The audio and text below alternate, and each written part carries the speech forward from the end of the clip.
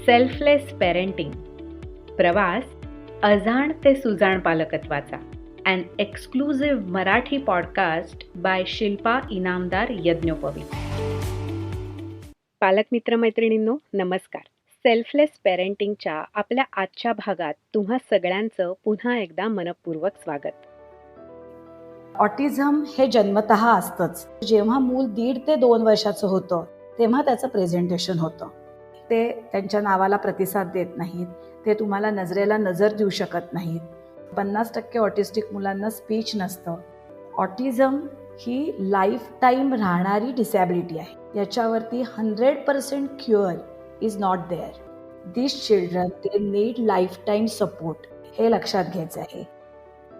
Genetic जसं मी एक पहिलं रिझन म्हणलं, त्याच्यानंतर सेकंड म्हणजे लेट मॅरेजेस, त्यानंतर फूड इंटेक, त्यानंतर ड्रिंक्स घेतात, स्मोक करतात. पूर्वी नॅचरल वेनी बर्थ कंट्रोल केला जायचा, पण आता मात्र पिल्स घेऊन बर्थ कंट्रोल केला जातो. आणि त्यामुळे तुमची बॉडी आतल्या आत कुठेतरी डॅमेज तर होतेच आहे. नुसतं ऑटिझम आहे असं नाही, तर त्यांच्या रोजच्या जीवनातले सुद्धा सगळे आनंद, नवरा बायकोंच्यातला संवाद सुद्धा कित्येकदा थांबतो. आणि जो काय संवाद होतो तो फक्त या मुलाच्या भविष्याचं काय याच्याबद्दलच ते डिस्कस केलं जातं. आणि त्याला मग फारसं एक्सपोजच करायचं नाही मुलाला, घरातच ठेवायचं. का तर लोक काय म्हणतील. त्यामुळे सोसायटीने स्वीकारणं प्रचंड गरजेचं आहे. सिच्युएशन अशी आहे की सर्व शिक्षण अभियान जेव्हा आपण म्हणतो तेव्हा चांगली गोष्ट आहे, पण मग तिथल्या स्टाफला, टीचर्सना ट्रेन करणं पण गरजेचं आहे ना. मुलाचं कल्याण कशात आहे किंवा मुलाला कुठल्या स्कूलचा फायदा आहे हे बघितलंच जात नाही. फक्त समाज काय म्हणेल याच्यासाठी म्हणून त्यांना नॉर्मल स्कूलमध्ये घातलं जातं. आणि आता आपल्याकडची एज्युकेशनल सिस्टीम अशी आहे की नापास हा प्रकारच नाही आहे ना. त्यामुळे ती मुलं पण पहिलीतनं दुसरीत जाणारच आहेत, पण त्यांना कन्सेप्ट क्लिअरन्स आहे की नाही हे कुठे बघितलं जात आहे. हे सगळं ऐकल्यानंतर विषयाचा आशय, त्याचा गाभा तुमच्या लक्षात आलाच असेल. आपल्या आजच्या भागामध्ये ऑटिझम या डिसॅबिलिटीवरती आपण बोलणार आहोत. आणि त्यासाठी आज आपल्याबरोबर आहे प्रसन्न ऑटिझम सेंटर याची मॅनेजिंग डायरेक्टर साधनाताई, अर्थात साधना गोडबोले. साधनाताई, सेल्फलेस पेरेंटिंग या माझ्या मराठी पॉडकास्टवर तुझं खूप मनापासून स्वागत. Thanks for inviting me, Shilpa.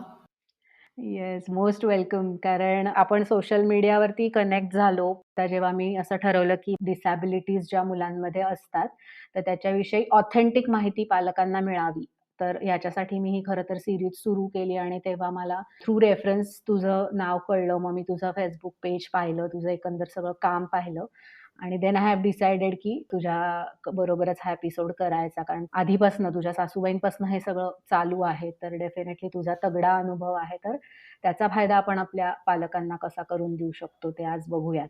Thank you. Yes, तर पहिला प्रश्न मी कायम जो सगळ्यात माझ्या व्यसनाच्या तोच विचारणार आहे की तुला काय वाटतं की पालकत्व म्हणजे नेमकं काय? पालकत्व म्हणजे आपल्या इच्छा, आकांक्षा आपल्या मुलांवर लादणं म्हणजे पालकत्व नव्हे, तर त्यांच्यातील उपजत गुण ओळखून त्यांना योग्य ती दिशा देणं आणि त्यांच्या आवडीनिवडी जोपासणं, त्यांना बहरून देणं, हे पालकत्व आहे. आता पालकत्व हे फक्त माझ्या मते नॉर्मल मुलांच्या बाबतीत मर्यादित नाहीये, तर ते स्पेशल मुलांच्या बाबतीत पण तेवढंच लागू आहे. त्याच्यावरती जर आपण काम केलं, त्याला जर सपोर्ट दिला त्या मुलासाठी आणि त्याला त्याच्या पायावरती उभं करणं, हे पालकत्व आहे असं मला वाटतं. मस्त, मस्त. तर आपला जो मेन विषय आहे, जसं मी मगाशी म्हणाले, की ऑटिझम वरती आपण बोलणार आहोत आजच्या या भागामध्ये. पण तिकडे जाण्यापूर्वी मला आधी तुझ्याबद्दल थोडंसं ऐकायचंय, की तू कशी काय या क्षेत्रात आलीस किंवा काय यावंसं वाटलं आणि प्रसन्न ऑटिझमची सुरुवात कशी झाली याबद्दल पण थोडंसं ऐकायचंय. खरं तर माझा काही या विषयाकडे किंवा या इकडे यायचा असा काही आधी विचार नव्हता किंवा प्लॅन पण नव्हता. माझं फर्ग्युसन कॉलेजमध्ये BA सायकॉलॉजी झालं आणि ओके. सायकॉलॉजी BAच्या शेवटच्या वर्षाला असतानाच माझं लग्न ठरलं. आणि तेव्हा माझं BA सायकॉलॉजी कंप्लीट झाल्यानंतर आम्ही लगेचच इंग्लंडला गेलो आणि मग ओके. मी तिथे माझं चाइल्ड सायकॉलॉजी केलं. तिथेच म्हणजे मोठ्या मुलाचा जन्म इकडे झालेला, धाकट्याचा तिकडे झाला. ते करत असताना चाइल्ड सायकॉलॉजी पण केलं. आणि माझे मिस्टर जे आहेत ते पिडियाट्रिक सर्जन आहेत. ओके. इथलं कल्चर, इथले संस्कार सगळं देण्यासाठी आम्ही ठरवलं होतं की मुलांना इंडियातच वाढवायचं. आणि म्हणून मग मी आणि मुलं इंडियात परत आलो. आणि त्याच वेळेस मीन टाईम मी इंग्लंडला असताना सासूबाईंनी प्रिझम फाउंडेशनची स्थापना केलेली होती. प्रिझम फाउंडेशन ही जी संस्था आहे याच्या अंडर 3 स्कूल्स आहेत. फिनिक्स स्कूल म्हणून लर्निंग डिसेबल मुलांकरता, लार्क म्हणून मेंटली चॅलेंज मुलांकरता आणि MOVS अच्छा. हे व्होकेशनल 18 to 25 ग्रुप करता.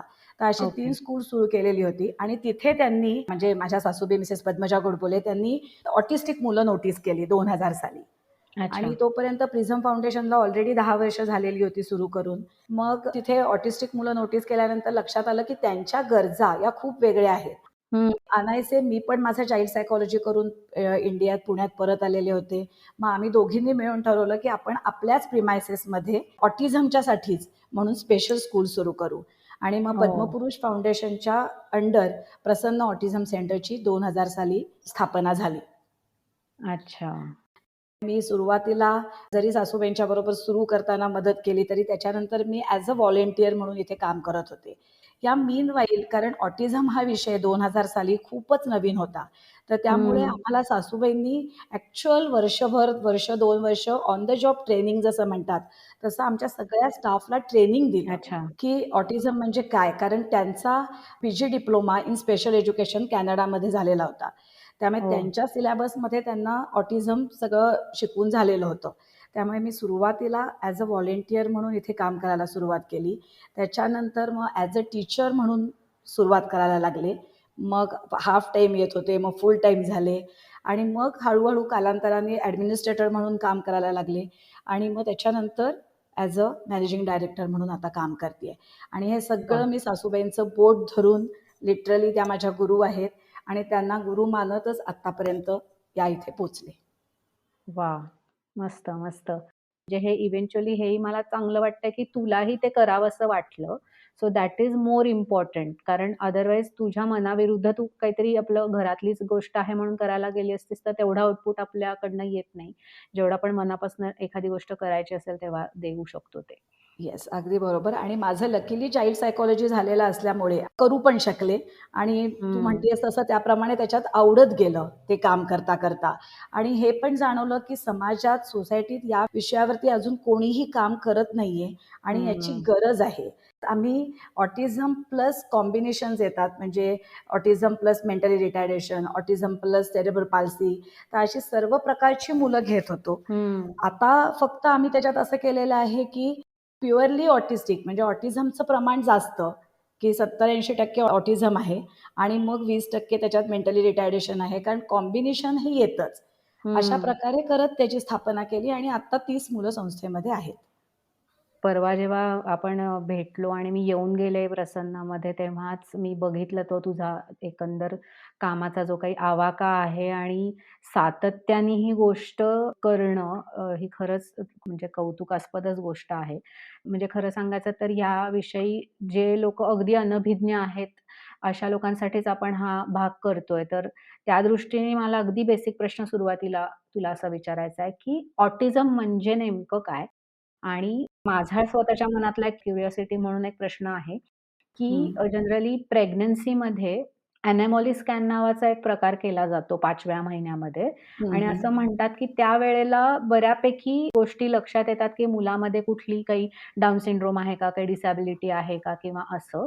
तर हं. मग या बाबतीतली काही टेस्ट प्रेग्नन्सीमध्ये करण्याची काही सोय आहे का? आणि त्याबद्दल तुला काही सांगता येईल का म्हणजे? अगदी छान प्रश्न आहे. इट्स अ न्यूरोलॉजिकल किंवा ब्रेन डिसऑर्डर किंवा डिसॅबिलिटी. मला सगळ्यात पहिल्यांदा सांगायचं आहे म्हणजे ऑटिझम हा आजार नाहीये. डिसॅबिलिटी आहे म्हणजे बेसिकली. फक्त हं. फिजिकल डिसॅबिलिटी आपल्याला दिसते. ही ब्रेनची डिसॅबिलिटी असल्यामुळे आपल्याला पटकन दिसून येत नाही. हं. ऑटिझम हे जन्मतः असतंच. फक्त त्याचं जे प्रेझेंटेशन आहे, म्हणजे आपल्याला ते लक्षात कधी येतं, तर जेव्हा मूल 1.5 ते 2 वर्षाचं होतं, तेव्हा त्याचं प्रेझेंटेशन होतं. अच्छा. तोपर्यंत त्या मुलाची जी ग्रोथ असते ती ॲब्सोल्युटली नॉर्मल म्हणजे 80% केसेसमध्ये सगळी ग्रोथ कंप्लीटली नॉर्मल होत असते. म्हणजे रांगायच्या वेळेस ते रांगतं, चालायच्या वेळेस चालतं, जेव्हा दात यायला पाहिजेत तेव्हा दात येतात. सगळे माइलस्टोन्स, सगळी डेव्हलपमेंट ही वेळच्या वेळी होत असते. आणि हं. मग मूल जेव्हा 1.5 ते पावणे 2 वर्षाचं होतं, तेव्हा ते जे काय बॅबलिंग करत असतं आधी, बाबा, बाबा, काका, काका असं जे म्हणत असतं, सडनली आई-वडिलांच्या लक्षात येतं, की अरे, कालपर्यंत जे बॅबलिंग करत होतं मूल, ते आजकाल गेले काही दिवस अजिबात बॅबलिंग करत नाहीये. He is not responding to his name. म्हणजे आदित्य असेल नाव त्याचं. आदित्य, आदित्य पालकांनी हाक मारल्यानंतर सुद्धा ते आई-वडिलांच्याकडे बघत नाही आहे. तो त्यांना हं. आय कॉन्टॅक्ट देत नाही आहे. हे जेव्हा पालकांच्या लक्षात येतं, तेव्हा मग पालक पिडियाट्रिशियनकडे नेतात. तोपर्यंत आई-वडिलांनी ऑटिझम म्हणजे काय, ऑटिस्टिक म्हणजे काय आहे एक्झॅक्टली, हे काहीही ऐकलेलं नसतं. त्यांच्या फॅमिलीमध्ये सुद्धा कित्येकदा कोणी ऐकलेलं नसतं. हो. तर त्यामुळे त्यांच्याकरता हा विषयच अगदी नवीन आहे. आपल्याकडे सोनोग्राफी केली जाते, पण ॲक्चुअल जेनेटिक काउन्सेलिंग म्हणून एक असतं. अच्छा. ते प्रेग्नन्सीमध्ये करणं खूप गरजेचं असतं सुरुवातीला. पण त्याच्यात सुद्धा असं आहे शिल्पा, की त्याच्यातही ऑटिझम कळत नाही. बाकी सर्व डिसॅबिलिटीज लक्षात येऊ शकतात, पण ऑटिझम हे कळत नाही. ओह! आणि जेव्हा 2000 साली आम्ही जेव्हा संस्थेची स्थापना केली, तेव्हा हं. हजारात एक ऑटिस्टिक मूल जन्माला येत होतं. अच्छा. आणि आता 2023 मधला रेशो म्हणजे आफ्टर 23 इयर्स हा 1 इन 58 असा झालेला आहे. अरे बापरे! ओह! आणि ही जी ग्रोथ आहे किंवा हे जे ऑटिझमचं प्रमाण जे वाढतं आहे, याला बरीच कारणं पण आहेत. अजून एक म्हणजे हा 4 इन 1 म्हणजे 4 ऑटिस्टिक मुलगे जर जन्माला आले, तर त्याच्यानंतर एखादी ऑटिस्टिक मुलगी जन्माला येते. अच्छा. म्हणजे मुलांमध्ये जास्त आढळतं ऑटिझम जे आहे ते. बरं, बरं. खरंच ही खूप काळजीची गोष्ट आहे असं म्हणायला पाहिजे खरं तर. तू आत्ता मगाशी बोलताना जे म्हणालीस, की त्याची जी कारणं आहेत, काही थोडक्यात सांगता येईल का? कारणं काय असतात? ऑटिझमवरती अजून पण रिसर्च चालू आहे. अजूनही बरं. 50% research is still going on. म्हणजे ऑटिझम का होतं हे अजून कोणालाही कळलेलं नाहीये. पण थ्रू हो. द रिसर्च त्याच्याप्रमाणे दे आर सेइंग की इट इज जेनेटिक. अच्छा. हां, आता 7 जनरेशन किंवा 3-4 जनरेशन बॅक जाणं सुद्धा आपल्याला डिफिकल्ट आहे. हं. आणि नॉट नेसेसरी की त्या काळात ऑटिझम म्हणून त्याला लेबल केलं असेल असंही नाही. राइट. पूर्वी आपण म्हणायचो की बघ त्याला लोकांमध्ये मिक्स व्हायला आवडत नाही. तो घुमे आहे. हं. सो मे बी ते ऑटिस्टिक फीचर्सच आहेत ना. राइट. पण त्या काळात त्याला लेबल केलं जात नव्हतं आणि पूर्वीच्या काळामध्ये फॅमिलीज पण मोठ्या असायच्या म्हणजे 7-8 मुलं असायची हं. आणि बाकीची घरातली लोकं त्याला मंडळी सगळी त्याला सांभाळून घ्यायची. राइट. पण आता न्यूक्लिअर फॅमिली झाल्यानंतर आणि जेव्हा हा असा प्रॉब्लेम त्या मुलामध्ये दिसतोय, तेव्हा अवेअरनेस आता एक तर वाढलेला आहे. म्हणजे जेवढा वाढायला पाहिजे अवेअरनेस तेवढा अजून नाहीच आहे आमच्या मते. पण हं, हं. ठीक आहे, काही वर्षापूर्वी जो काहीच नव्हता जेव्हा आम्ही संस्था सुरू केली तेव्हा, त्याच्यापेक्षा आता बऱ्यापैकी आहे असं म्हणूया. हं. जेनेटिक जसं मी एक पहिलं रिझन म्हणलं. त्याच्यानंतर सेकंड म्हणजे लेट मॅरेजेस. राइट. आजकाल जे मुली तिशीला लग्नाचा विचार करतात. हं. पूर्वी आपल्याला सांगण्यात यायचं, की "बाई गं, 30च्या आत तुला काय किती मुलं होऊन द्यायचे ते होऊन जाऊ देत." हो. त्या आजीला किंवा आईला जर विचारलं, की सायंटिफिकली रिझन सांग, की का असं म्हणतेस तू? तर कदाचित हं. त्यांना ते एक्सप्लेन करता येत नव्हतं. राइट. पण आता आता कळतं, की त्या का असं म्हणत होत्या. खरंय, तर खरंय. त्यामुळे आता मुली 30ला लग्न करतात किंवा त्याच्याही पुढे. त्याच्यानंतर त्यांना नवरा कसा आहे हे जाणून घ्यायचं असतं. त्यामुळे हं. त्यांना त्याच्याबरोबर काही टाईम स्पेंड करायचा असतो.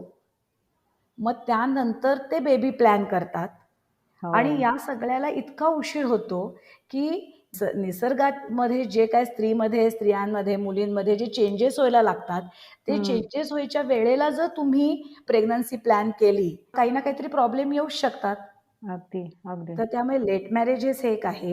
त्यानंतर food intake, full square meal, भात, भाजी, पोळी, आमटी, हं. कोशिंबीर हे असं मीलही आता मुलं-मुली घेत नाहीत. खरंय. त्यानंतर ड्रिंक्स घेतात, हो. स्मोक करतात. पूर्वी नॅचरल वेनी बर्थ कंट्रोल केला जायचा. पण हं. आता मात्र पिल्स घेऊन बर्थ कंट्रोल केला जातो. हं. तर ह्या ज्या पिल्स घेतात, याचा तुमच्या बॉडीवर कितीही डॉक्टरांनी सांगो न सांगो आपल्याला माहीत नाही. पण तुम्ही शेवटी नेचरच्या अगेन्स्ट जाताय खरंय. आणि त्यामुळे तुमची बॉडी आतल्या आत कुठेतरी डॅमेज तर होतेच आहे. हं. अजून एक महत्त्वाची गोष्ट सांगायची म्हणजे, की आजकाल मुली वयात येण्याचं वय पण आता 9व्या-10व्या वर्षी येतात. हो, हो. ती जी मेनोपॉजची जी सायकल आहे आपली, म्हणजे पिरियड्सची जी सायकल आहे, ती जर 25 वर्षाची असेल, तर तू समज की 10व्या वर्षी जर एखाद्या मुलीला पिरियड्स आले, तर हं. 25 वर्ष त्याच्यात ॲड केल्यानंतर 35व्या वर्षी she is going to enter in menopause. हं. त्यावेळेस जर तिने बेबी प्लॅन केला, तर मग तिला काही ना काहीतरी बेड रेस्ट सांगतात, त्याच्यामध्ये फायब्रॉइड्स असतात, पी-सी-ओ-डी आजकाल असतं आणि मग कुठे ना कुठेतरी काहीतरी प्रॉब्लेम्स येऊ शकतात. अगदी, अगदी. आणि दीज आर द रिझन्स. त्यामुळे आम्ही जेव्हा कॉलेजमधले स्टुडंट्स माझ्याकडे येतात इथे इंटर्नशिपला किंवा वर्कशॉपसाठी मला बोलवतात स्पीकर म्हणून, तेव्हा मी हे पहिलं सांगते, की जर तुम्हाला करियर करायची इच्छा असेल ना, तर no one can stop you. हं. तुम्हाला कधीही तुमचं करियर स्टार्ट करता येतं. खरंय, पण खरंय. आजकालची मुली सांगतात, "नाही, आम्हाला आमचं करियर आधी करायचं आहे." पण जर तुम्हाला लग्न करायचंच असेल ना, तर या गोष्टी सगळ्या जेवढ्या त्या वेळेत करतील ना, तेवढं फार गरजेचं आहे. अगदी खरं आहे आणि तू आत्ता बोलत असताना मला हे सगळं रिलेट होत होतं, की हे सगळ्याच गोष्टी म्हणजे लाईफस्टाईल जी सिडेंटरी लाईफस्टाईल आपण आता जगतोय ती आहे किंवा तू म्हणलीस हं. तसं ड्रिंक आणि स्मोकिंगचं प्रमाण खूप वाढलेलं आहे आणि जे आता तर अशी अवस्था आहे, की ट्रीटमेंट घेतल्याशिवाय मूल होत नाहीये, की काय असा प्रश्न पडावा इतपत गोष्टी गेलेल्या आहेत. खूप कॉमन झालं आहे. अगदी, अगदी आणि त्यातही कॉम्प्लिकेशन्स म्हणजे जसं तू म्हणालीस तसं सेम, की अगदी पहिल्या महिन्यापासून बेड रेस्ट आणि मला असं वाटतं, की मूल होऊ द्यायचं की नाही हा ऑप्शन आहे आपल्याला. पण एकदा ते झाल्यानंतर काही ऑप्शन नाहीये. So yes. मला असं वाटतं, की त्याच्यासाठी आणि स्वतःसाठी सुद्धा हा विचार वेळेत करणं खूप गरजेचं आहे असं मलाही वाटतंय. अगदी, अगदी. आणि मग काय होतं, की शेवटी ते करिअरसाठी जे कॉम्प्रोमाइजेस आहेत, एकदा असं स्पेशल मूल जन्माला आलं, की ते कॉम्प्रोमाईज आईलाच करावं लागतं. नाही खरंय. आता बोलताना असा डोक्यात विचार आला, की ज्या वेळेला असं कळतं, की आपल्या मुलामध्ये ऑटिझमची लक्षणं दिसतायत, तर हं. त्या वेळेला पालकांनी सगळ्यात आधी काय करायला पाहिजे? त्याला जोडून असाही एक प्रश्न विचारायचा आहे, की ऑटिझमचे काही प्रकार किंवा काही स्टेजेस असतात का? आणि त्याच्यानुसार ट्रीटमेंट बदलते का? हो, नक्कीच. ऑटिझम हा स्पेक्ट्रम डिसऑर्डर आहे. म्हणजे स्पेक्ट्रमवरती ऑटिझम आहे. त्यामुळे असं पसरलेलं आहे. त्यामुळे हो. जेव्हा माझ्याकडे मूल डायग्नोज झाल्यानंतर पिडियाट्रिशियनकडनं डायग्नोज झाल्यानंतर जेव्हा मूल येतं माझ्याकडे, हं. तेव्हा मी पहिल्यांदा पालकांना सांगते, की ही तुमच्यातली आणि माझ्यातली पार्टनरशिप असणार आहे. अच्छा. 7-8 तास मूल आमच्याकडे असतं. सो जे संस्थेकडनं किंवा माझ्या टीचर्सकडनं किंवा थेरपिस्टकडनं जे सांगण्यात येईल, ते तुम्ही त्या वेळेला फॉलो केलं, तर त्याच्यामध्ये नक्कीच इम्प्रूव्हमेंट होऊ शकते. हं. आता जे स्पेक्ट्रमवरती मी म्हणलं, ते स्पेक्ट्रमवरती म्हणजे सिव्हिअर लेव्हलची मुलं असतात, की ज्याच्यामध्ये मल्टिपल डिसऑर्डर्स असतात. म्हणजे ऑटिझम आहे, प्लस मेंटली रिटार्डेशन आहे, प्लस त्याला थोडासा हिअरिंग प्रॉब्लेम आहे. अच्छा. सो अशी कॉम्बिनेशन असलेली सिव्हिअर केस असते. त्यानंतर मॉडरेट लेव्हलची असतात, माइल्ड ऑटिस्टिक असतात आणि अगदी बॉर्डरवरती असतात. बरं. म्हणजे आमच्या ह्याच्याप्रमाणे आम्ही ॲस्पर्जर सिंड्रोम आणि क्लासिक सिंड्रोम अच्छा. असे 2 सिंड्रोम असतात आणि त्याच्या मध्ये-अधे काही बसणारी मुलं असतात. तर ऑटिझम ही लाईफटाईम राहणारी डिसॅबिलिटी आहे. हं. हे लक्षात घ्यायचं आहे. याच्यावरती 100% क्युअर इज नॉट देअर. हो. म्हणजे कोणीही तुम्हाला जर सांगितलं, की मी त्या ऑटिझम पूर्णपणे बरा करतो, तर ऑटिझम पूर्णपणे बरा कधीच होत नाही. These children they need lifetime support. अच्छा. तर मी प्रामाणिकपणे सांगते, की जी सिव्हिअर लेव्हलची आहेत, त्यांचा आम्ही प्रयत्न करतो, की त्यांना मॉडरेट लेव्हलला कसं आणता येईल. जी ऑलरेडी मॉडरेटवरती आहेत, त्यांना माईल्डवर, जी माईल्डवर आहेत, त्यांना बॉर्डर लाईनवर आणि जी बॉर्डर लाईनवर आहेत, ते मेनस्ट्रीममध्ये कसे जातील, हा आमचा हं. प्रयत्न असतो. पण एकदम सिव्हिअर टू बॉर्डर लाईन असं मिरॅकल होत नाही. हं. महत्वाचं आहे. ही मनाची तयारी पालकांनी ठेवणं अतिशय गरजेचं आहे.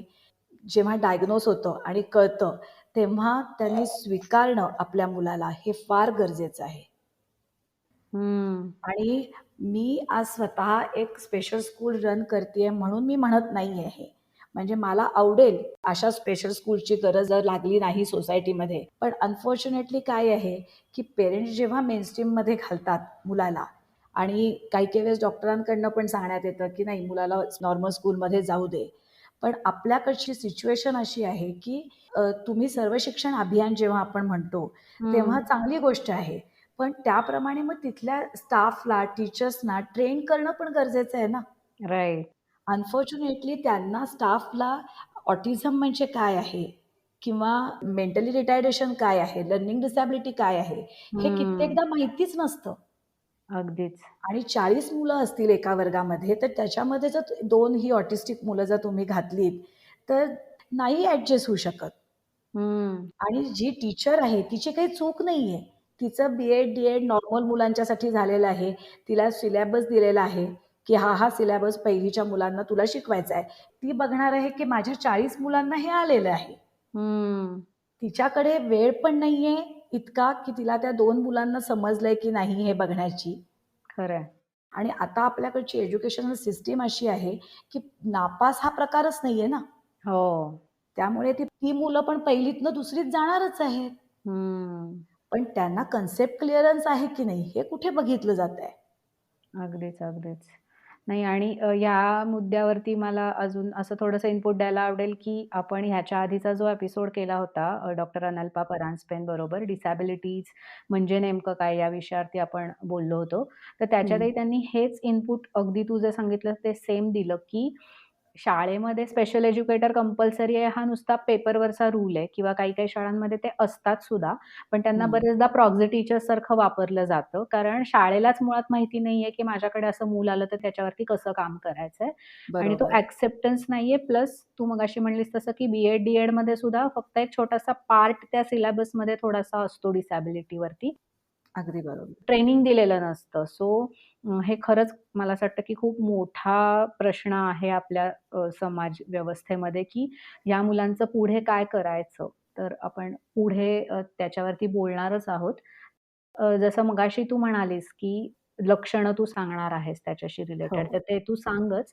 पण त्यालाच जोडून मला हे विचारायचंय, की आपल्याला आयडेंटिफिकेशन झाल्यानंतर किंवा त्याचा एक्सेप्टन्स जसं आपण मगाशी म्हणालो, की पालकांना तो येणं खूप गरजेचं आहे.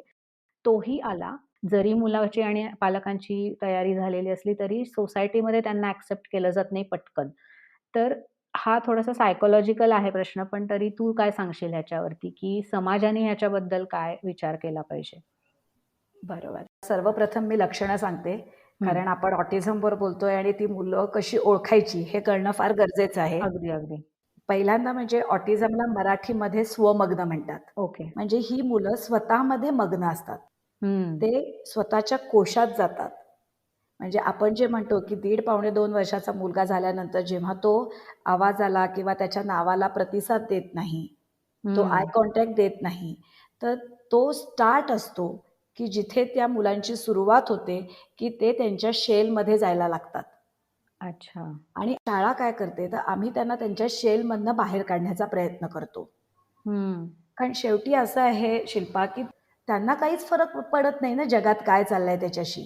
खरंय. पण ज्या सोसायटीत त्यांना राहायचंय पुढे जाऊन, त्या सोसायटीतले काही रूल्स असतात, काही नियम असतात आणि म्हणून आपल्याला त्यांना खरं तर शिकवण्याची गरज आहे.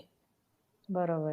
तर आता ही ऑटिस्टिक मुलं तुमच्या सोसायटीमध्ये किंवा तुमच्या नातेवाईकात, शेजारी-पाजारी असतील, तर तुम्ही कसं ओळखू शकता? तर हं. पहिल्यांदा म्हटलं तसं, की सर्वप्रथम they like to be alone. त्यांना एकटं खेळायला आवडतं. म्हणजे जेव्हा दीड पावणे 2 वर्षाचं मूल असतं, तेव्हा त्यांनी त्या पीअर ग्रुपमध्ये त्याच्या बरोबरीच्या मुलांमध्ये मिक्स व्हायला पाहिजे. तर ते मूल मिक्स होत नाही. कोणी घरात पाहुणे आले, तरी ते त्यांच्याबरोबर तिथे थांबत नाही.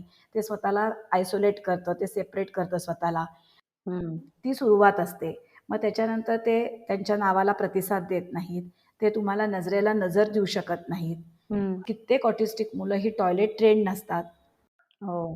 50% ऑटिस्टिक मुलांना स्पीच नसतं. मुलं इमॅजिनरी गेम्स खेळू शकत नाहीत.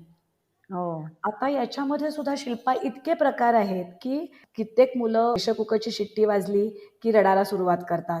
हं. पॅन्ट चढवली बाहेर जायची आहे म्हणून, तर त्यांना रडायला सुरुवात करतात.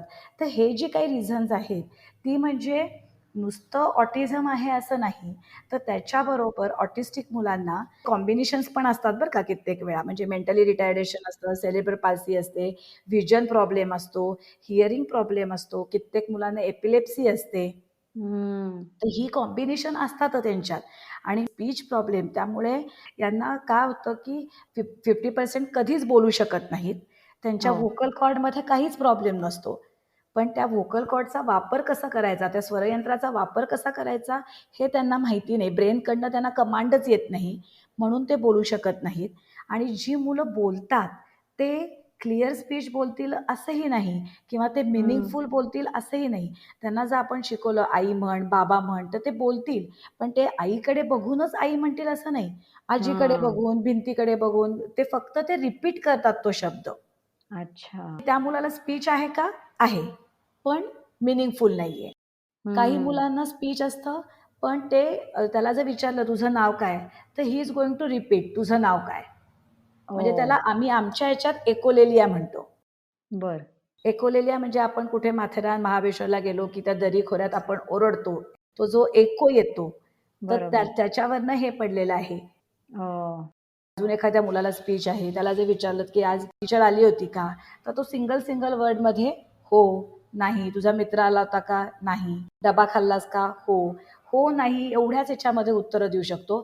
तिथे कम्युनिकेशन होत नाही. अच्छा. त्यामुळे स्पीच आणि लँग्वेज थेरपी आम्हाला द्यावी लागते.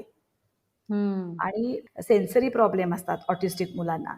सेन्सरी प्रॉब्लेम म्हणजे काय, की आपली जी पंचेंद्रिय आहेत, त्या पंचेंद्रियांचा इम्बॅलन्स या मुलांमध्ये असतो. बर. त्यामुळे काय होतं, की 2 ऑटिस्टिक मुलं जर तू घेतलीस, तर दोघांमध्ये ऑटिझम हे कॉमन आहे. हम्म. पण एखाद्याला प्रेशर कुकरची शिट्टी वाजली, तरी तो कानावर हात ठेवून बसतो. हम्म. आणि रडायला लागतो. कारण त्याला जो आवाज ऐकायला येतो, तो आपल्याला ऐकायला येतो त्याच्यापेक्षा खूप जास्त प्रमाणात येतो ऐकायला. ओ. आणि he is very sensitive about that noise. हम्म. आणि म्हणून तो कानावर हात ठेवतो. पण हेच त्याच्या बाजूला जो दुसरा ऑटिस्टिक मुलगा आहे, त्याची नीड वेगळी आहे. म्हणून तो हम्म. सतत असा टेबलावरती आवाज करतो. म्हणजे हायपो आणि हायपर सेन्सिटिव्हिटी असते. अच्छा. म्हणजे जी मुलं हायपर सेन्सिटिव्ह आहेत, त्यांना तो 4 घरं सोडलेली प्रेशर कुकरची शिट्टी सुद्धा खूप जोरात ऐकायला येते. हम्म. आणि जी हायपो सेन्सिटिव्ह आहेत, त्यांना तो आवाज हवा असतो. अच्छा. म्हणजे आता बघ दोघंही ऑटिस्टिक, पण आम्हाला ट्रीटमेंट देताना, त्यांच्यावरती काम करताना आम्हाला वेगवेगळ्या पद्धतीने करावं लागतं. हम्म. आता बरोबर. हे जसं मी तुला हिअरिंगच्या बाबतीत सांगितलं, तसंच म्हणजे टचच्या बाबतीत असतं, की टेक्स्चरच्या बाबतीत एखाद्या मुलाला जीन्सचं मटेरियल आवडतं, तर दुसऱ्या ऑटिस्टिक मुलाला अ, अगदी मलमलचं जे असतं किंवा सॅटिन, सिल्क जे असतं ते आवडतं. हम्म. एखाद्या ऑटिस्टिक मुलाला जर जर त्याला क्रंची फूड दिलं, कुरकुरे, खाकरा, की ही इज हम्म. हॅपी. आणि हेच दुसऱ्या मुलाला ते क्रंची फूड आवडत नाही. त्याला मॅगी, पास्ता, साबुदाण्याची लापशी असं गिळगिळीत जे असतं, मऊ असतं ते आवडतं. अच्छा. त्यामुळे दोघांच्या गरजा आणि त्याच्यावरनं ते बघून त्याची लाईन ऑफ ट्रीटमेंट आपल्याला ठरवावी लागते. बापरे. तर हे दीज आर द फीचर्स. हे फीचर्स जेव्हा आपल्याला एखाद्या मुलामध्ये दिसतात, that time we can label की yes child is autistic. Otherwise एखाद दुसरा फीचर हा तुझ्यात आणि माझ्यात पण असू शकतो. अगदी, अगदी. नाही हे खूप डीप आहे खरं सांगायचं तर. खूप डीप आहे. म्हणजे हा असा थोडक्यात सांगण्यासारखा विषयच नाहीये खरं. अगदी, अगदी. I understand. पण आपला हा प्रयत्न ह्याच्यासाठी आहे, की ॲट लीस्ट ती कन्सेप्ट काय आहे किंवा जसं मी म्हटलं तसं, की आपल्याला एक तोंड ओळख याबद्दल जरी आत्ता करून देता आली, तरी आपण रिलेटेड ज्या काही लिंक्स आहेत किंवा तुझ्या सेंटरचे डिटेल्स, तर हे सगळं आपण डिस्क्रिप्शनमध्ये देऊयात, जेणेकरून जे पालक असं काही फेस करत असतील, तर त्यांना मदत पटकन मिळू शकेल. आजच्या भागात पुढे जाण्याआधी एक छोटीशी आठवण. सेल्फलेस पेरेंटिंग हा आपला मराठी पॉडकास्ट जवळजवळ सगळ्या ऑडिओ प्लॅटफॉर्म्सवर ऐकण्यासाठी उपलब्ध आहे. तुमच्या आवडत्या प्लॅटफॉर्म्सवर त्याला नक्की ऐका, शेअर करा आणि सबस्क्राईबसुद्धा करा. आवडला असल्यास 5 स्टार रेटिंग द्यायला आणि रिव्ह्यूज लिहायला नक्की विसरू नका. मला आता महत्त्वाची पुढची स्टेज आहे, की उपाय जसं म्हणतो ना आपण, की प्रॉब्लेम कळलाय पण रेमेडी सांगा. हो. तसं विचारायचंय, की नेमकं काय काम केलं जातं? म्हणजे ॲक्टिव्हिटीज कशा असतात किंवा थेरपीज किंवा टेक्निक किंवा काही सायकॉलॉजिकल हेल्प असेल किंवा कधी-कधी मला असं वाटतं मेडिकल असिस्टन्स सुद्धा खूप गरजेचा असणार. तर या सगळ्याबद्दल अगदी थोडक्यात सांगता येईल का? हो. तू आता विचारलेलं सांगायच्या आधी मगाचच्या ह्याच्यात तर थोडंसं राहून गेलं. ते बरं. म्हणजे तू जे विचारलेलंस, की सोसायटीमध्ये त्याचा स्वीकार आणि हे. राइट. तर त्याच्यामध्ये आता मी जेव्हा 23 वर्ष संस्था चालवतीये, तेव्हा मी याच्यामध्ये जेव्हा ॲडमिशनला येतात माझ्याकडे, तेव्हा मी युजुअली सांगते, की तुम्ही आजी-आजोबांना पण ॲडमिशनच्या वेळेस घेऊन या. हं. कारण आजी-आजोबांनी ऑटिझम हा विषय ऐकलेलाच नसतो. कारण काय होतं, की आई-वडील डॉक्टरकडे मुलाला घेऊन जातात. त्यामुळे डॉक्टरांनी आई-वडिलांना सांगितलेलं असतं हं. थोडंफार, की ऑटिझम म्हणजे काय आहे? किंवा त्यांनी काही मूव्हीज बघितलेले असतात, ऐकलेलं असतं लोकांकडनं. त्यामुळे त्यांना थोडाफार तरी अवेअरनेस असतो. पण हं. आजी-आजोबा जर घरात असतील, तर त्यांना काहीच माहिती नसतं. राइट. ज्यावेळेस सासू म्हणजे ती स्वतः एक स्त्री असून सुद्धा ती सुनेला सांगते, की "बघ, मी तुला म्हणत होते, की तू माहेरी बाळंतपणाला जाऊ नकोस अरे देवा! आणि तू बाळंतपणाला माहेरी गेलीस, त्याच्यामुळे मूल ऑटिस्टिक जन्माला आलं." बापरे! 7-8 डिव्होर्स केसेस बघितलेल्या आहेत. हं. डिव्होर्सचं रिझन एकच, की तुझ्यामुळे मूल ऑटिस्टिक मूल जन्माला आलं. बापरे! म्हणजे हे खूप, खूप अवघड झालेलं आहे आणि या ह्याच्यामध्ये काय होतं आजूबाजूचे तर सोडच, पण मग त्यामुळे कित्येकदा पेरेंट्स लपवायला पण लागतात हं. आणि बरोबर आहे. त्याला मग फारसं एक्सपोजच करायचं नाही मुलाला. घरात-घरातच ठेवायचं. म्हणजे कुठलं स्कूल नको आणि मग घालायचा असेल, प्रयत्न करायचा असेल, तर तो मेनस्ट्रीम स्कूलमध्येच घालायचा करायचा. का? तर लोकं काय म्हणतील, की माझा मुलगा स्पेशल स्कूलमध्ये जातोय. हं, हं. म्हणजे त्या मुलाचं कल्याण कशात आहे किंवा मुलाला कुठल्या स्कूलचा फायदा आहे, हे बघितलंच जात नाही. फक्त समाज काय म्हणेल याच्यासाठी म्हणून त्यांना नॉर्मल स्कूलमध्ये घातलं जातं आणि त्याच्याशिवाय या पालकांचा रोजच्या जीवनातला आनंद जो आहे ना, तो पण हिरावला जातो. म्हणजे खरं आहे. कसं होतं, की ही मुलं आदळआपट करतात, चिडचिडेपणा करतात, कधी अचानक रडायला लागतात, अचानक हसायला लागतात. म्हणजे आता साधं हॉटेलात जाणं, हॉटेलिंग करायला जाणं किंवा शॉपिंगला जाणं, हे सुद्धा आई-वडिलांकरता खूप डिफिकल्ट जातं. त्यांच्या हं. घरात एखादं लग्नकार्य असेल, मुलाच्या आईकडचं लग्न असेल, तर आई जाते. वडिलांच्या साईडचं असेल, तर वडील जातात. कारण काय होतं, परत मगाचचाच प्रॉब्लेम, की ऑटिस्टिक मुलाला जर आवाजाचा त्रास होत असेल, तर लग्नाला गेल्यानंतर तिथे एवढी लोकांची गर्दी, तो बँड वाजणार, ती सनई, ढोल ताशा, या सगळ्याचा त्या मुलाला इतका त्रास होतो, की ते चिडचिडेपणा करायला लागतं. टँट्रम थ्रो करायला लागतं. मग अशा वेळेस सगळी लोकं बघायला लागतात. असं हं. होऊन त्यांच्या रोजच्या जीवनातले सुद्धा सगळे आनंद, त्यांच्या नवरा-बायकोंच्यातला संवाद सुद्धा कित्येकदा थांबतो अगदी. आणि जो काय संवाद होतो तो फक्त या मुलाच्या भविष्याचं काय, हं. याच्याबद्दलच ते डिस्कस केलं जातं. बरोबर आहे. त्यामुळे सोसायटीने स्वीकारणं प्रचंड गरजेचं आहे. मला असं वाटतं या केसमध्ये कुठेतरी अवेअरनेस ड्राईव्ह फक्त मुलांच्या बाबतीत करण्यापेक्षा पालकांसाठी पण करण्याची खूप गरज आहे. आणि जसं शाळांमध्ये जाऊन बरेचदा सेन्सिटायझेशन प्रोग्राम्स केले जातात. टीचर्सना बरेचदा या गोष्टींच्या बाबतीत माहिती दिली जाते कधी-कधी. ॲट काही एन-जी-ओज असे प्रयत्न करत असतील. पण पालकांमध्ये जाऊन याबद्दल बोलण्यासाठी काही करता येईल का, हे खरंच बघायची गरज आहे असं मला वाटतंय. अगदी. म्हणूनच आता मी प्रसन्नबद्दल सांगते, की last 23 years we are running this centre आणि याच्यामध्ये एवढी मुलं येऊन गेली आहेत आत्तापर्यंत, की प्रत्येक मुलाच्या वरती एखादा मूव्ही निघेल. प्रत्येकाची स्टोरी इज डिफरंट. हं. कारण सर्व इकॉनॉमिकली किंवा सर्व कास्टमधली सर्व प्रकारची मुलं आलेली आहेत. राइट. म्हणजे आम्ही शाळाच म्हणतो प्युअरली फॉर ऑटिस्टिक मुलांच्यासाठी. जरी प्रसन्न ऑटिझम सेंटर असं म्हणत असू, तरी ही ॲक्चुअल शाळाच आहे. हो. 9:30 ते 3:30 असं शाळेचं टायमिंग आहे. अंडर वन रूफ आपण सर्व थेरपीज देतो. म्हणजे इट्स लाइक अ हं. School structure. 9:30ला जेव्हा शाळा सुरू होते, तेव्हा मराठी, हिंदी, इंग्लिश तिन्ही लँग्वेजेसमधनं प्रेयर लागते. प्रेयर झाल्यानंतर प्रत्येक क्लास कॉरिडॉरमध्ये येतो आणि साधारणतः एका क्लासमध्ये आमच्या 6 मुलं असतात आणि त्याच्यासाठी एक टीचर असिस्टंट किंवा मावशी असे 2 स्टाफ मेंबर 6 मुलांच्यासाठी असतात. आत्ता ओके. माझ्याकडे 30 मुलं आहेत आणि 30 मुलांकरता 16 जणांचा स्टाफ आहे. ग्रेट.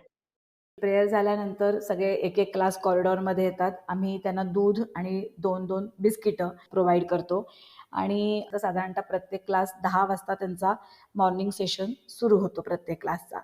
तर ओके. आता 10 ते 12 हा मॉर्निंग सेशन असतो.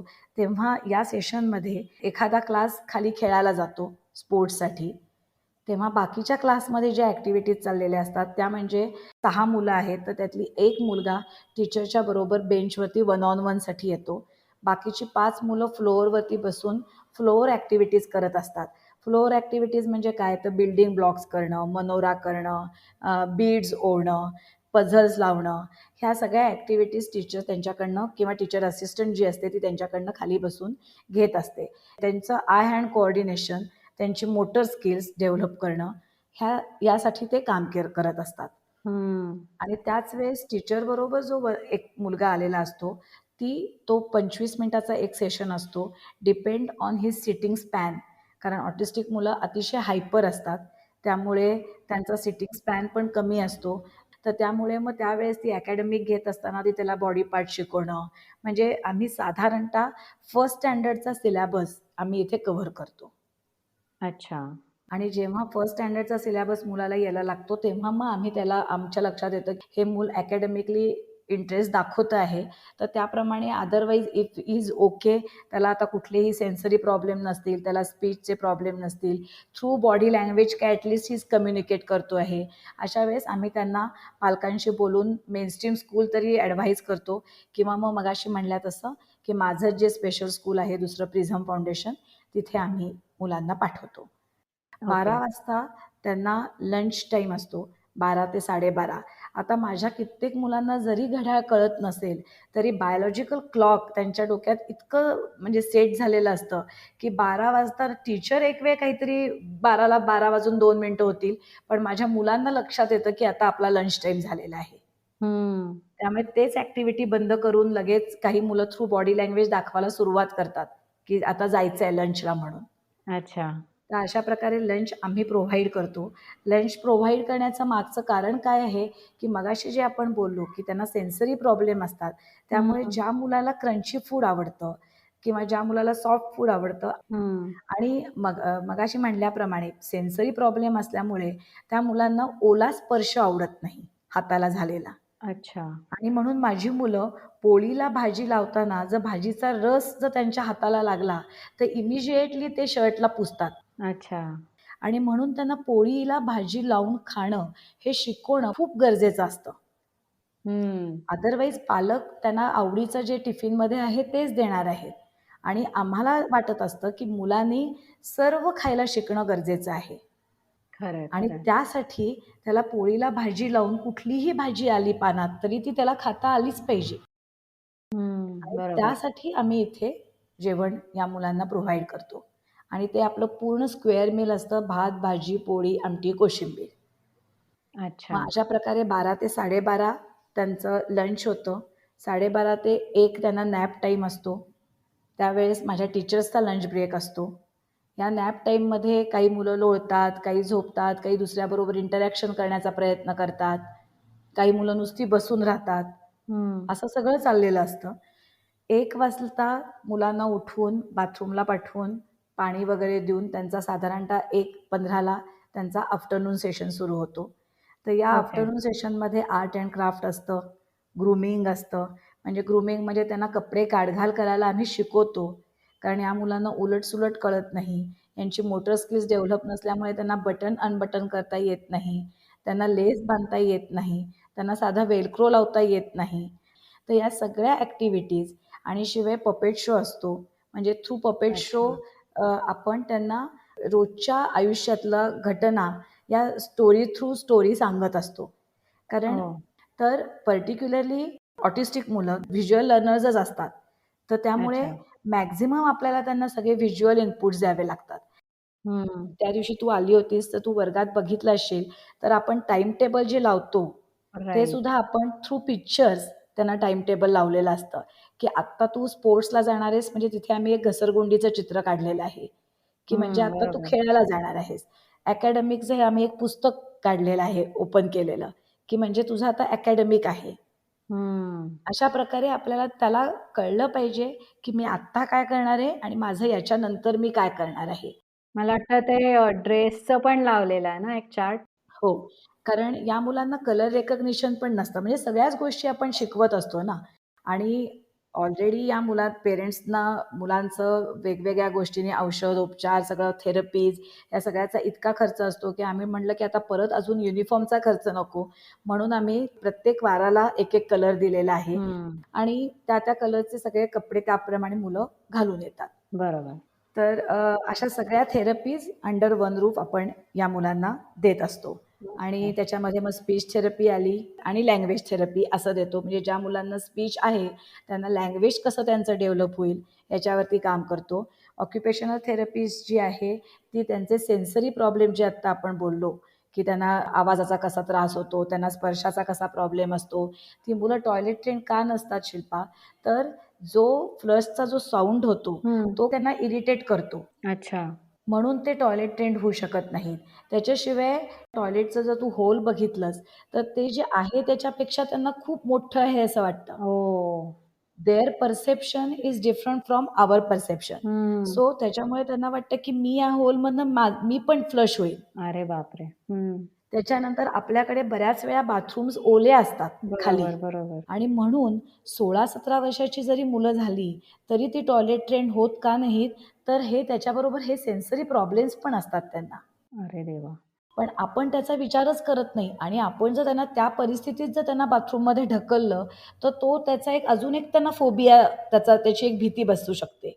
म्हणून त्यांना ऑक्युपेशनल थेरपिस्ट ही जी असते, ही फार महत्त्वाचा रोल प्ले करत असते. अगदी. कारण ती त्यांच्या सेन्सेसवरती जे 5 सेन्सेस आहेत त्याच्यावरती ती काम करत असते. हं. आणि याच्या व्यतिरिक्त बिहेवियर थेरपिस्ट म्हणजे जे टँट्रम थ्रो करणं, लोळणं जमिनीवरती, जोरजोरात रडणं, ओरडणं, काही कारण नसताना हसणं, यासाठी बिहेवियर थेरपिस्ट लागते.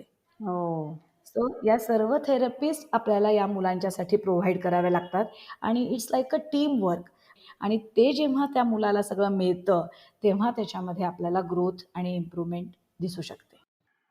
खरंच खूपच व्हास्ट आहे हे सगळं आणि इतक्या छोट्या-छोट्या गोष्टींचा विचार करावा लागतो आणि तू आत्ता जे ह्याचं एक्झाम्पल दिलंस वॉशरूमचं, तर ते खरंच म्हणजे मला असं वाटतं, की अनेक लोकांना माहिती सुद्धा नसेल कदाचित ही गोष्ट, की त्यांना हे अशा पद्धतीचा तो फोबिया असू शकतो किंवा या गोष्टीचा त्रास होत असल्यामुळे ती मुलं तशी वागतात.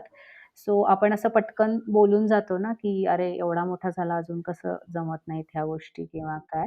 याच्यासाठी मला माझ्या मावशांना म्हणजे हॅट्स ऑफ त्यांच्यासाठी, सिरियसली. की जेव्हा 16-17 वर्षाचं मूल टॉयलेट ट्रेन्ड नसतं आणि त्या मुलाला जेव्हा माझ्या हम्म. मावशा क्लीन करतात, तेव्हा यू कॅन इमॅजिन की काय वाटत असेल. आई गं! आजकाल तू जर बघितलंस तर जन्मलेल्या बाळाला सुद्धा आया ते वाइप्स आणि हे वापरून डायपर वापरून त्याला क्लीन करत असतात. खरंय, खरंय.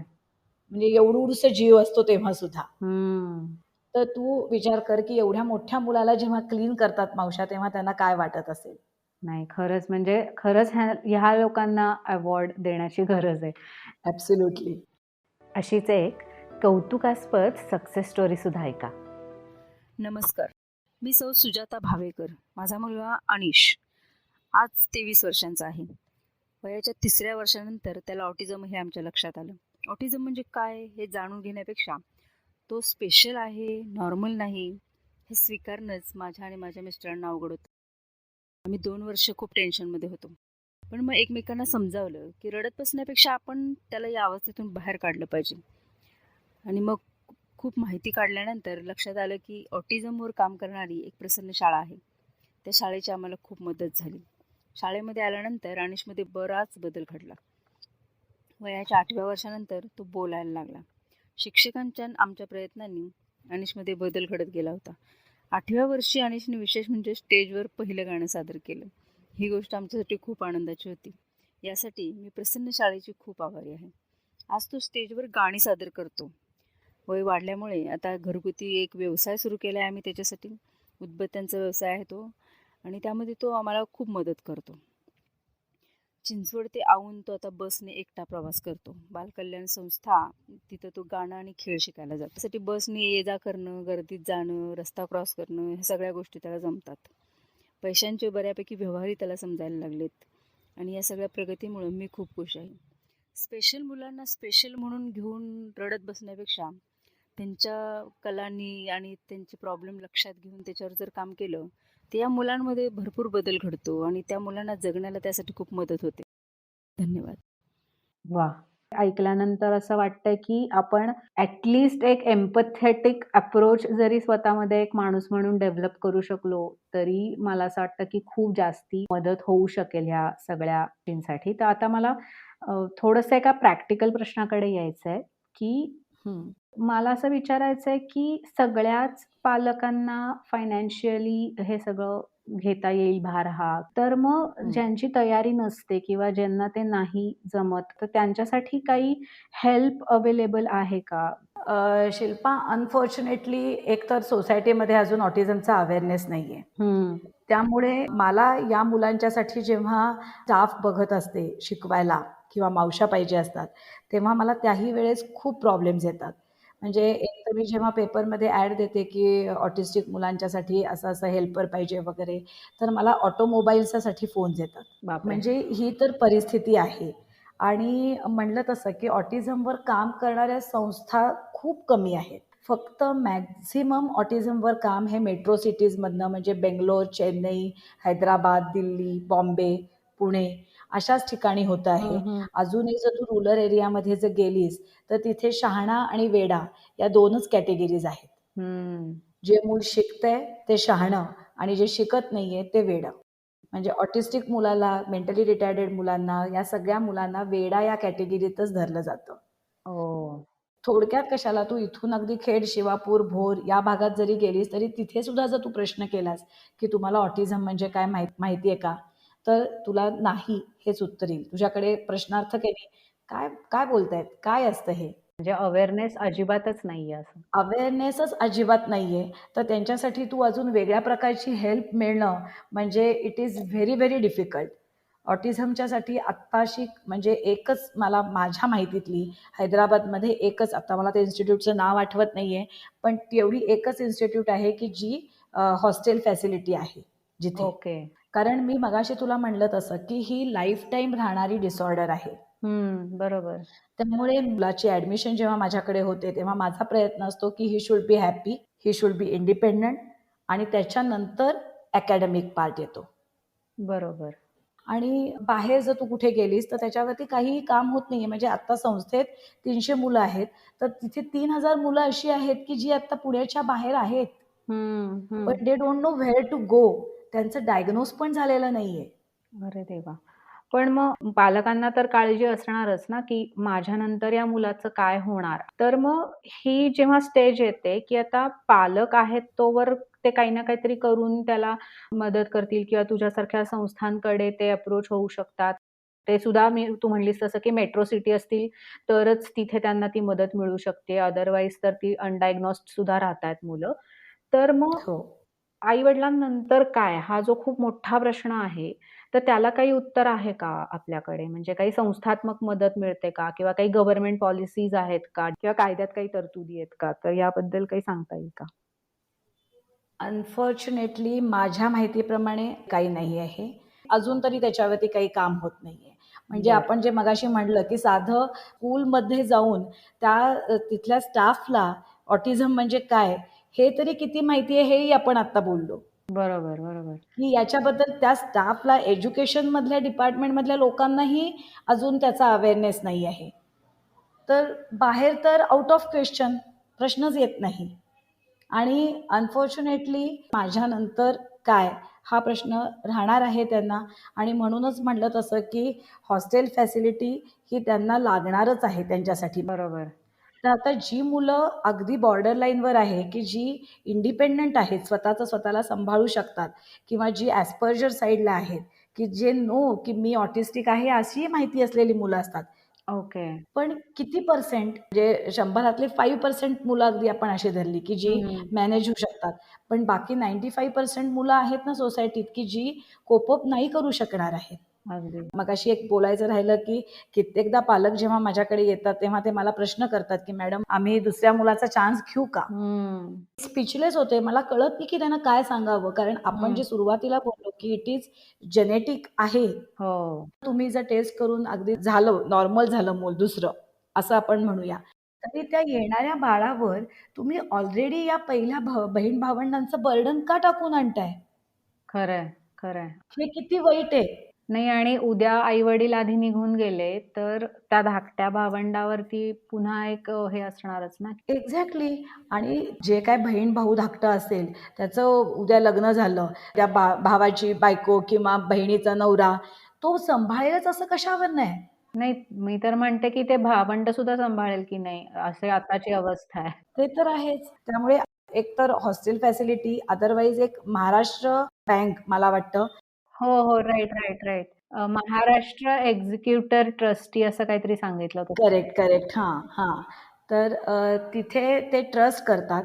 म्हणजे त्या ट्रस्टमध्ये असं आहे, की त्या बँकेची 2 लोकं असतात. एक तुमच्या फॅमिलीमधली 2 लोकं. असं करून तो ट्रस्ट करायचा आणि जो काय आई-वडील जो त्यांच्यानंतर जे काही पैसा ठेवतील, तो पैसा त्या मुलाला बघण्यासाठी या त्याच्या ज्या काही बेसिक गरजा आहेत, त्याच्यासाठी तो पैसा त्याच्याकडे जाऊ शकतो. पण त्याला सांभाळणं किंवा त्याची जबाबदारी, हो, अगदी. त्याला कोणीतरी बघणं, हे तर आहेच आहे ना. हा प्रश्न तिथेच राहतो. अनुत्तरितच आहे अजूनही. नाही, पण मला असं वाटतं, की तू आत्ता जे सांगतेस ते खरंच खूप प्रॅक्टिकल गोष्टी आहेत आणि स्टिल अशा सगळ्या कॉन्ट्राडिक्टरी असलेल्या ॲटमॉस्फिअरमध्ये सुद्धा 23 वर्ष एखादी संस्था कन्सिस्टंटली चालवणं, ही खरंच मला असं वाटतं खूपच कौतुकास्पद गोष्ट तर आहेच, पण हॅट्स ऑफ म्हणावंसं वाटतं खरं तर मला तुम्हाला सगळ्यांनाच. Thank you. ऑटिझम विषयी आपण बऱ्यापैकी माहिती आज देण्याचा प्रयत्न केलाय. ॲट आपण असं म्हणूया, की बेसिक किंवा तोंडओळख करून दिली आहे, की काय असतं नेमकं आणि कशा पद्धतीने तुम्ही ते आयडेंटिफाय करू शकता. त्याच्यावरती काय उपाय आहेत किंवा तू जसं तुझ्या सेंटरबद्दल सांगितलंस, की काय-काय पद्धतीने तुम्ही मुलांना पुढे नेता त्याच्यातनं आणि पण चॅलेंजेस सुद्धा बघितले. तर आता वेळेची थोडीशी मर्यादा असल्यामुळे आपण थोडंसं शेवटाकडे येतोय. एक मला तुला फक्त प्रश्न असा विचारायचा आहे शेवटी, की ज्या घरांमध्ये आत्ता ऑटिझम आहे किंवा प्रत्येक जो सुजाण नागरिक स्वतःला म्हणवतोय, अशा प्रत्येक माणसाला या सगळ्या मुलांचा समंजसपणे स्वीकार करण्यासाठी किंवा त्यांच्याकडे बघण्याचा दृष्टिकोन बदलण्यासाठी जर मी तुला असं म्हणाले, की माझ्या या प्लॅटफॉर्मवरनं तुला जर एखादा मेसेज द्यायचा असेल, तर तो तू काय देशील? पहिली गोष्ट म्हणजे या मुलांना स्वीकारणं प्रचंड गरजेचं आहे. त्यामुळे या मुलांना तुमची सहानुभूती नको आहे. त्यांना तुम्ही स्वीकारा आणि त्यांना कुठल्या प्रकारे काय मदत करता येईल त्याच्यावरती काम करा. आणि म्हणून आम्हाला वेळोवेळी मदतीचे हात किंवा वेल विशर्स म्हणजे कोणीही येऊन काही व्हॉलंटिअरिंग करायचं असेल तरीही they are free to come. आम्हाला कुठल्याही प्रकारे फायनान्शियली कुठलाही सपोर्ट करता आला, काही डोनेशन देता आली तर नथिंग लाईक इट तसेही देऊ शकता. पण म्हणलं तसं की प्रत्येक वेळेस पैशानीच नाही, तर तुम्ही तुमचा वेळ जरी दिला या मुलांच्यासाठी तरीसुद्धा दॅट इज मोस्ट वेलकम. आणि मला या प्लॅटफॉर्मच्या थ्रू सांगायला नक्कीच आवडेल की या मुलांमध्ये असलेला जो गुण आहे तो हेरून त्यांना नोकरीची संधी जर उपलब्ध करून देता आली आपल्याला, तसं काहीतरी व्हायला हवं. म्हणजे फॉर एक्झाम्पल जर आपण म्हटलं तर पण एखाद्या झेरॉक्सच्या मध्ये जर त्याला आपण घेतलं किंवा त्यांनी स्वतः जरी त्याच्या सोसायटीमध्ये एखादं झेरॉक्सचं मशीन ठेवलं, तर तुम्ही त्याच्याकडे जाऊन झेरॉक्स, कारण तिथे तुम्हाला बोलायला लागतच नाही. तिथे त्यांनी किंमत हो. लावलेली असते की एक कॉपी ₹1 का ₹2 आहे. तुम्ही फक्त जाता आणि सांगता की 4 कॉपीज. हं. तो तुम्हाला 4 कॉपीज काढून देऊ शकतो आणि तिथे कुठेही रिस्क फॅक्टर पण नाहीये. Right, right. त्यामुळे अशा प्रकारचे जे आहे किंवा लॅमिनेशन आजकाल आपण साधं तिकीट जरी असेल कुठलंही, आधार कार्ड असतं, लायसन्स असतो, आपण सगळ्या गोष्टी लॅमिनेट करून ठेवतो. हं. म्हणजे आपल्याला अशा गोष्टी बघायच्या आहेत की ज्याच्यासाठी त्यांना रिस्क फॅक्टर पण नाही आहे, जिथे ज्यांना तुमच्याशी कम्युनिकेट करावं लागत नाही, असं खरं तर करता येऊ शकतं. Right, right. तर असे राखीव जॉब त्यांच्याकरता किंवा पोस्ट ऑफिसमध्ये जर तू गेलीस तर एका विंडोच्या तिथे तू बघितलंस तर फक्त तो मुलगा स्टॅम्प मारत बसलेला असतो धबाधब. बरोबर. तर तसेच जॉब त्यांच्यासाठी राखीव ठेवले आपण, तर त्याचा त्यांना नक्कीच फायदा होऊ शकतो. कारण या मुलांना रिपिटेटिव्ह ह्याचा कंटाळा येत नाही. आपण जे मगाशी बघितलं. बरोबर. एकच काम ते सातत्याने कितीही तास करू शकतात. खरंय, खरंय. मला असं वाटतं म्हणजे एक समाज म्हणून इन्क्लुसिव्ह होऊन आपण काय करू शकतो ह्याचे खूप छान इनपुट्स तू आत्ता दिलेस. फक्त आपल्याच घरात ती गोष्ट असायला पाहिजे आणि मग त्या पालकांनी काय करायचं याच विषयावर आपण बोललो नाही आहोत, तर समाज म्हणून सुद्धा आपण एक आपल्या आजूबाजूला असणाऱ्या अशा व्यक्तींसाठी सुद्धा काय करू शकतो. तर याबद्दल खरंच हे आता तू जे काही इनपुट्स दिलेस ते खरंच खूप छान होते. थँक्यू. तर मला असं वाटतं की डेफिनेटली ह्याचा पालक नक्की विचार करतील. आणि जसं आपण सुरुवातीला म्हणलं तसं की हा आजार नाही आहे. हे सगळ्यात महत्त्वाचं सगळ्यांनी लक्षात ठेवायची गरज आहे. हे आपण काय करू शकतो याचा विचार जर प्रत्येकाने केला तर मला असं वाटतं की काही प्रमाणात का होईना आपण त्यांचे प्रश्न थोडेसे कमी करता येऊ शकतील असं वाटतंय. तर या नोटवर आज थांबूया. आणि थँक यू सो मच. तू एवढं छान पद्धतीने आणि अगदी विस्तृतपणे सगळं सांगितलंस त्याबद्दल. Thank you so much. Selfless parenting, प्रवास अजाण ते सुजाण पालकत्वाचा, with your host Shilpa Inamdar यज्ञोपवीत.